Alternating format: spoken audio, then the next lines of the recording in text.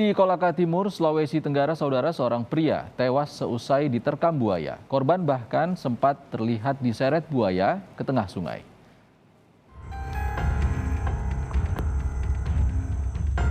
Korban diterkam dan diseret oleh seekor buaya saat sedang memasang jaring ikan di sungai desa Umuloko.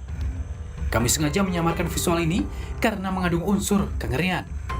Tak bisa melawan, korban pun tewas dan tubuhnya dibawa seekor buaya yang panjangnya sekitar 4 meter.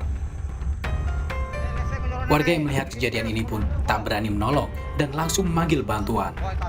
Insiden ini terjadi Selasa sore dan hingga Rabu pagi pencarian terhadap korban masih terus dilakukan dibantu tim SAR.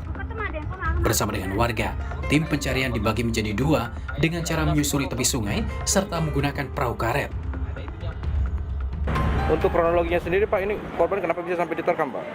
Iya, dari kronologis yang ada, dari informasi masyarakat yang menyaksikan dan memberi kesaksian pada waktu itu bahwa korban saat itu sedang memasang jaring ikan di sungai tersebut. Namun tiba-tiba datang buaya dan menyerang atau menerkam kepada korban.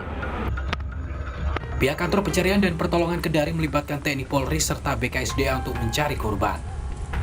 Atas kejadian ini, masyarakat wilayah Kolaka Timur diminta waspada saat beraktivitas di sungai.